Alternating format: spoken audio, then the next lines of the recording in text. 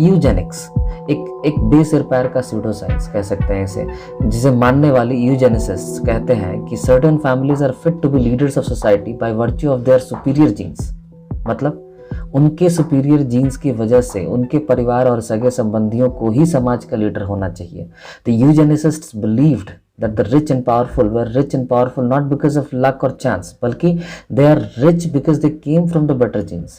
जैसे कि कई रिलीजन्स हमारे इंडिया में भी कहते हैं कि they are the original Aryans.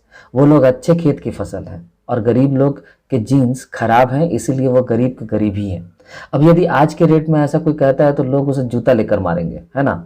इसीलिए 20वीं शताब्दी में रूजवेल्ट से लेकर विंस्टन चर्चिल तक सभी इस यूजेनिस्ट के धारणा को समर्थन दिया करते थे।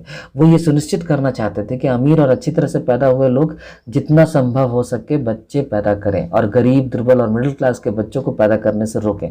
यूजेनिस्ट का एक और तर्क था कि समाज के लिमिटेड रिसोर्सेज का उपयोग निम्न वर्ग के लोगों के लिए नहीं किया जाना चाहिए, क्योंकि इससे केवल उनके तरह के लोग और अधिक मोटिवेट होते हैं बच्चों को पैदा करने के लिए, बल्कि लाइफ सेविंग मेडिकल केयर और बाकी सभी संसाधनों को भी राशन के हिसाब से होने चाहिए, जिससे कि इन रिसोर्सेज को किसी दूसरी अच्छी जगह पे यूज किया जा सके। उस समय का प्रसिद्ध नाटककार जॉर्ज बर्नार्ड शॉ ने यह तक कह डाला कि एक सरकारी बोर्ड होना चाहिए जहां हर व्यक्ति अपनी उपयोगिता साबित करे और अपने जिंदा रहने का यूज बताए सरकार को, और जो ना कर सके उन्हें मर जाना चाहिए। ये सुनिए। But there are an extraordinary number of people whom I want to kill. Not in any unkind or personal spirit, but it must be evident to all of you. You must all know half a dozen people at least who are no use in this world, who are more trouble than they are worth. And I think it would be a good thing to make everybody come before a properly appointed board, just as he might come before the income tax commissioners, and say every 5 years or every 7 years, just put him there and say, sir or madam, now will you be kind enough to justify your existence?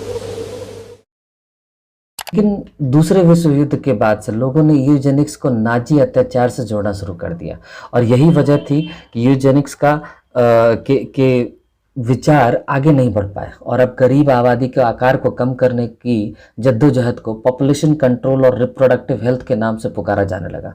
फिर भी कभी कभी इन पुराने negative Eugenix विचारों को लोगों के uncontrolled movements में देखा जा सकता है। इस वीडियो को ध्यान से सुनिए, जहां गेट्स अपने उसी यूजेनिक्स के विचारों को प्रकट करता दिखाई देगा।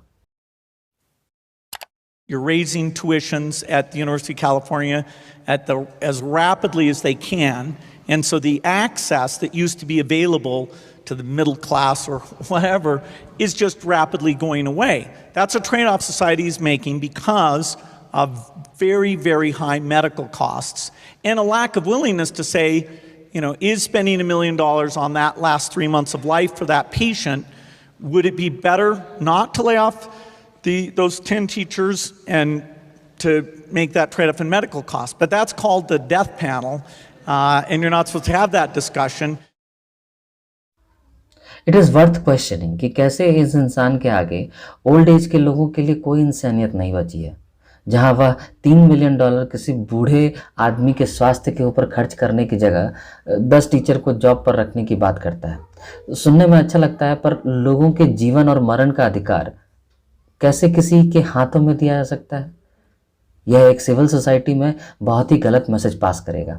पर यह वीडियो हमें गेट्स के विचारों से जरूर अवगत कराता है, जहां इसे यदि मौका मिले तो यह किसी भी ओल्ड एज के हेल्थ केयर पर खर्च करने की जगह उन्हीं पैसों को कहीं और लगवाएगा। यह दर्शाता है कि गेट्स खुद भी एक यूजेनिसिस्ट है और पॉपुलेशन कंट्रोल जैसी समस्याएं इसके दिल के बहुत करीब है, जहां supreme gene versus low grade gene की बात होती है और कहा जाता है कि सुपीरियर जीन्स को जितना चाहे उतना बच्चे पैदा करने चाहिए और गरीबों को नहीं। अब थोड़ा यूजेनिक सोसाइटी के बारे में समझते हैं। 20वीं शताब्दी की शुरुआत से ही रॉकफेलर फैमिलीज काफ़ी इंस्ट्रूमेंटल थी यूजेनिक सोसाइटी को फंड और प्रमोट करने में, both in America and overseas. Rockefeller ने यूजेनिक्स रिकॉर्ड ऑफिस सेटअप किया और स्पॉन्सर किया जर्मनी में स्थापित कैसर विलियम इंस्टीट्यूट को, जिसका डायरेक्टर था अर्न्स्ट रिडन। और यही वो आदमी था जिसने नाजीज के फोर्स्ड स्टरलाइजेशन लॉ को ड्राफ्ट किया था। पर जब सेकेंड वर्ल्ड वॉर हुआ और नाजियों की हार हुई, तब अमेरिकन यूजेनिक सोसाइटी को काफ़ी एम्बेरस किया गया और तभी सोसाइटी का नाम चेंज कर रॉकफेलर ने पॉपुलेशन काउंसिल बनाया और फ्रेडरिक ऑसबोर्न को डायरेक्टर बना दिया। रॉकफेलर की इस पॉपुलेशन कंट्रोल के डेडिकेशन को बिल गेट्स के पिता ने अपने 2009 में लिखे बुक में काफ़ी सराहा है। बुक का नाम था showing up for your life था।